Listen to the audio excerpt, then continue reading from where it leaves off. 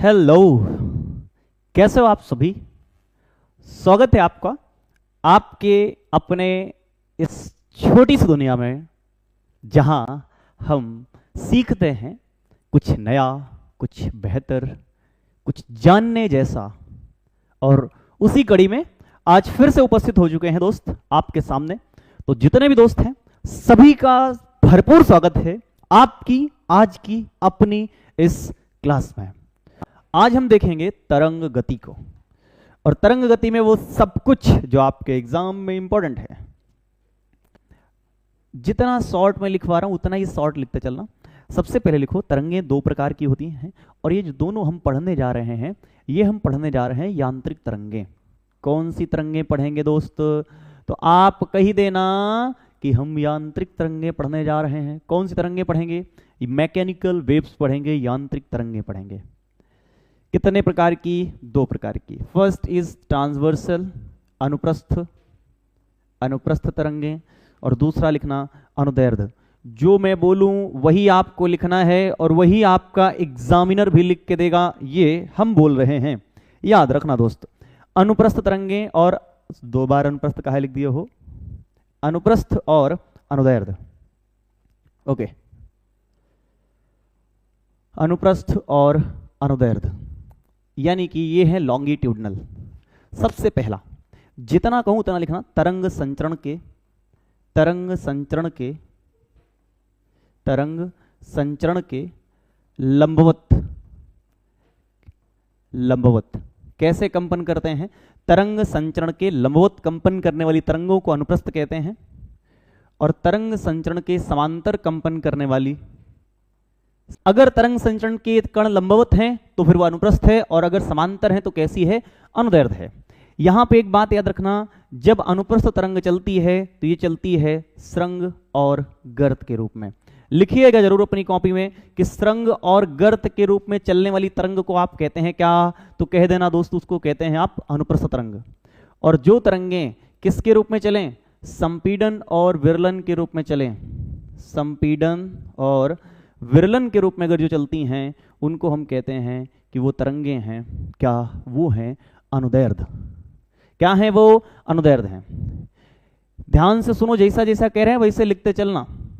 अगर ये स्रंग लिखा है और ये स्रंग लिखा हुआ है, सॉरी वो स्रंग लिखा हुआ है और ये गर्त लिखा मैंने, यहां मैंने लिख दिया संपीडन तो फिर लिख दिया संपीडन। ऐसे लिखना बस, ठीक है। कितना शॉर्ट में और कितनी जल्दी होता है मैं सिखाऊंगा आपको। और यहां लिख दिया विरलन तो यहां भी लिख दिया विरलन। तो आपने क्या कहा, भैया ये बार बार कहा लिख दिया हो? तो मैं आपको कहूंगा कि दो लगातार स्रंग हो, चाहे दो लगातार गर्त हो, चाहे दो लगातार संपीडन हो, चाहे लगातार दो विरलन हो। विरलन का मतलब है जहां कंपन के कण दूर दूर हो उसको विरलन कहते हैं, और जहां कंपन के कण पास पास हो उसको संपीडन कहते हैं। ओके, ऊपर चढ़ जाए स्रंग है, नीचे घुस जाए गर्त है, ठीक है। इधर देखो, संपीडन संपीडन के बीच की दूरी लैम्डा, विरलन विरलन के बीच की दूरी लैम्डा, स्रंग स्रंग के बीच की दूरी लैम्डा, गर्त गर्त के बीच की दूरी lambda. What is lambda? Lambda is wavelength. What is wavelength? Wavelength is the distance किसके किसके बीच की? चाहे स्रंग स्रंग के बीच की दूरी तब भी तरंग दैर्ध्य कहलाती है, गर्त गर्त के बीच की दूरी तब भी तरंग दैर्ध्य कहलाती है, संपीडन संपीडन के बीच की दूरी तरंग दैर्ध्य कहलाती है, विरलन विरलन के बीच की दूरी तरंग दैर्ध्य कहलाती है। डन, खत्म। आओ, स्रंग स्रंग गर्त गर्त सब लिखा है मैंने, ये लिख दिया। अब इसके बाद ध्यान से सुनना जो लिख रहा हूं, लिखो अपनी कॉपी में।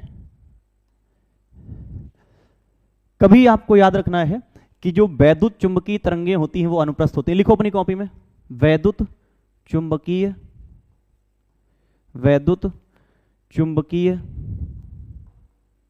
तरंगें कैसी होती हैं? तो आप कह देना यही तरंगें अनुप्रस्थ होती हैं। और वैद्युत चुंबकीय तरंगों का एक क्या होता है? स्पेक्ट्रम होता है। ये किसी एक क्लास में अलग हम करेंगे। जैसे अगर किसी को लिखना है तो थोड़ा सा लिख लो। इनमें सबसे पहले आती है गामा, और फिर आती है एक्स, फिर आती है यूवी, फिर आती है वी। यही वी को आप कहते हैं विजिबल यानी कि दृश्य। क्या कहते हैं? दृश्य। कौन सी तरंगें हैं ये? इसी को आप कहते हैं दृश्य प्रकाश। और जो दृश्य प्रकाश होता है यही है आपका 3900 एंगस्ट्रॉम से लेकर के 7800 एंगस्ट्रॉम। और इसी लाइट को आप देख सकते हैं। मतलब ये है प्रकाश कैसी तरंग है? तो दोस्त याद रखना, प्रकाश एक अनुप्रस्थ तरंग है। प्रकाश एक अनुप्रस्थ तरंग है, लेकिन किसके स्पेक्ट्रम में आता है? तो आप कहना वैद्युत चुंबकीय तरंगों के स्पेक्ट्रम में आता है। भैया कुछ गड़बड़ा रहा है? नहीं गड़बड़ाएगा नहीं, सुनो ध्यान से कि प्रकाश भी वैद्युत चुंबकीय तरंग है। इसका मतलब तो ये हुआ ना, यस बॉस, प्रकाश भी एक वैद्युत चुंबकीय तरंग है। और जो वैद्युत चुंबकीय तरंगें हैं वो कैसी होती हैं? अनुप्रस्थ होती हैं। डन, इतना जानना था तुमको अभी तक, समझे? देखो अनुदैर्ध्य तरंगें भैया कौन कौन सी होती हैं?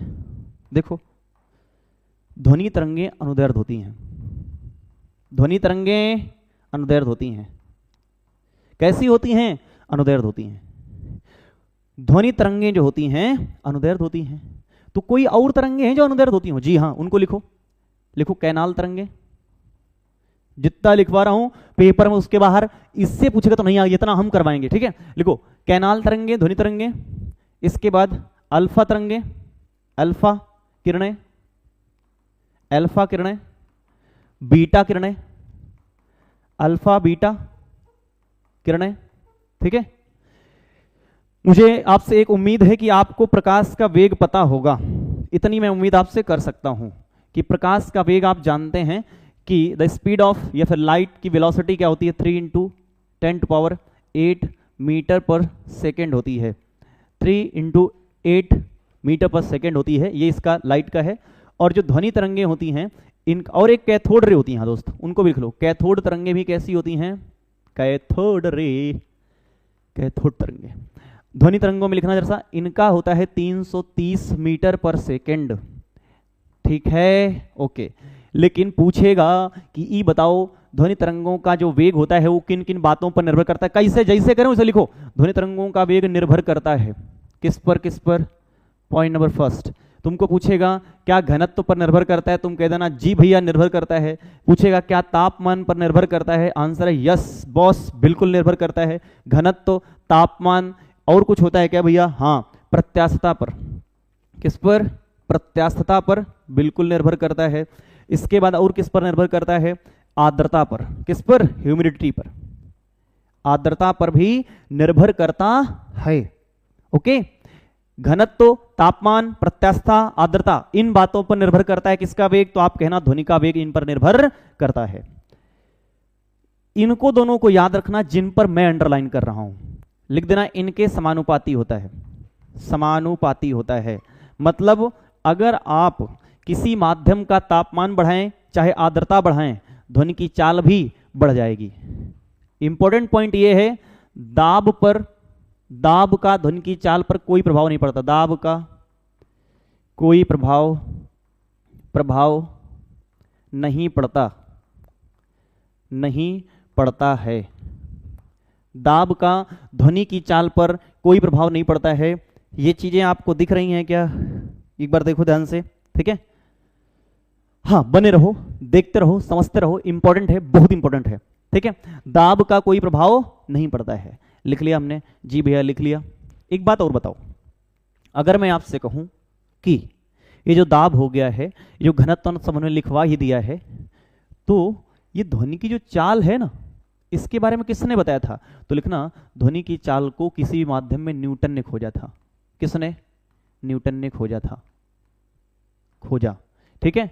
सबसे लिखो, ध्वनि की चाल सबसे ज्यादा होती है ठोस में, फिर होती है द्रव में, द्रव में, फिर होती है गैस में। किस में होती है?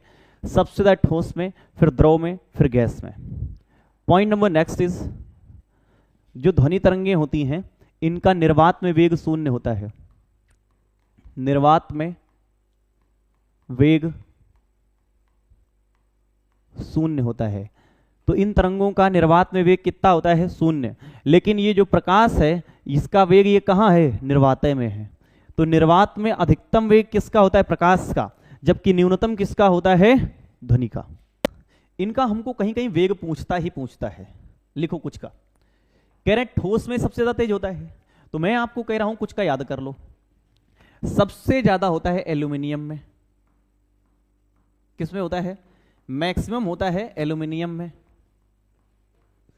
दूसरा इसके बाद आता है क्या? वो आता है इस्पात यानी कि स्टील में। और तीसरा याद कर लो, कांच। इसके अलावा मत याद करना। 3 याद रखना। इसका तो आपके एग्जाम में पूछा भी गया है कि 6420 मीटर पर सेकंड होता है, 6420। ठीक है, इसमें कितना होता है, ये होता है 5960 होता है। यहां पे ना याद करो क्योंकि हम को नहीं याद है। एक बात याद रखना, ये जो वेग है अगर कभी डायरेक्ट लिख किया जाए कि बताओ वायु में कितना होता है, वायु में, क्योंकि वायु मिश्रण है, ठीक है, ये एकदम प्योर उसमें दिया गया है माध्यम में। लिखो अगर कभी पूछे वायु में ध्वनि की चाल कितनी होती है तो तुम 332 लगा के ना आना, क्योंकि ऑप्शन में कहीं लिखा होगा 343। तो याद रख लो। अच्छा, अगर आप पानी में जाएंगे तो पानी में एक पानी होता है बिल्कुल शुद्ध पानी, जिसको आप कहते हैं डिजिटल्ड वाटर। लिखो आसुत जल में ध्वनि की चाल। ये सब रेलवे वालों ने पूछ रखा है, जाओ प्रैक्टिस सेट लगाओ जाके प्रीवियस ईयर। ठीक है, क्यों राजू, यानी कि बिल्कुल शुद्ध पानी में, शुद्ध पानी में चाल कितनी होती है ध्वनि की, ये पूछा है पेपर में। एक आपको पूछा है कि बताओ खारे पानी में या पूछे समुद्री जल में, ये सब सवाल आ चुके हैं। समुद्री जल में यहां कितना होता है, यहां ज्यादा होती है, यहां कम होती है वाला हूं। याद रखना, ये जो ध्वनि तरंगे हैं जिनको आप देख रहे हैं, ठीक है, इनमें सबसे अलग चीज एक याद रखना, एक वर्ड है मैक संख्या। क्या है, मैक संख्या है। मैक संख्या होता है वस्तु की चाल। कोई वस्तु है किसी स्पीड से चल रही है, वस्तु की चाल बटे, मैं कह रहा हूं कि 330 लिखो, यानी कि 330 मीटर पर सेकंड से भाग लगा दो बस। तो कोई अगर 660 से चल रहा होगा तो उसकी मैक संख्या क्या आ जाएगी, 2 आ जाएगी। कोई अगर 990 से लेकर कितनी आ जाएगी, 3। ये है 1498 और ये है 1531। ठीक है, 1498 में वास्को डी गामा भारत आया था। बाकी ये चाल है किसकी, ध्वनि की। किसमें, इसमें। ठीक है, शाबाश। और बता दें लाओ आपको हम, क्योंकि इंपॉर्टेंट चीजें हमें केवल देखनी है। इसके बाद जो ध्वनि होती है, क्योंकि हम थोड़ा सा ध्वनि देखते रहेंगे, या फिर चलो कुछ बातें और बता देता हूं मैं आपको, रुकिएगा जरा। हाँ ठीक है, लिख लीजिए आप जरा सा। गुणता, कभी पूछिए आपको कि गुणता क्या है, क्वालिटी क्या होती है, गुणता किसे कहते हैं, तो लिखना दो ध्वनियों में अंतर कर पाना ही गुणता है। अंतर कर पाना, ठीक है। मैं बोलूं और कोई और बोले तो आप पहचान लेते हो ना कि ये नहीं, ये हमारी आवाज नहीं है, ये कोई और है, ठीक है। तो उस तरह की जो चीज है यही होता है गुणता। ठीक, इधर आओ। गुणता के बाद आप एक चीज याद रखेंगे, उसको कहते हैं क्या, उसको कहते हैं प्रबलता। सबसे पहले तो आपको पूछेगा प्रबलता का मात्रक बताओ, तो ये होता है दोस्त डेसिबल। क्या होता है, डेसिबल होता है, यही पूछता है आपको। ठीक, डेसिबल जो होता है ये आयाम के समानुपाती होता है, कि आयाम का अगर आप स्क्वायर कर दें तो इसके समानुपाती होती है प्रबलता। ठीक है, आखिरी याद रखना तारत्व। ठीक है, तारत्व। तारत्व का मतलब क्या होता है, पिच।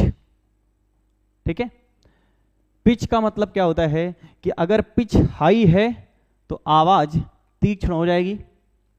तीक्ष्ण यानी कि थोड़ी सी पतली हो जाएगी, एकदम श्रील हो जाएगी, एकदम घुसेगी जाकर के। ठीक है, और अगर पिच ये लो हो जाए तो लो पिच में क्या होता है, आवाज थोड़ा सा मोटी हो जाती है, और थोड़ा सा मोटी आवाज आपको चुभती कम है। याद रखना यहां पे प्रबलता क्या है, सॉरी तारत्व क्या है, हाई है। लिख लीजिएगा महिलाओं की आवाज का तारत्व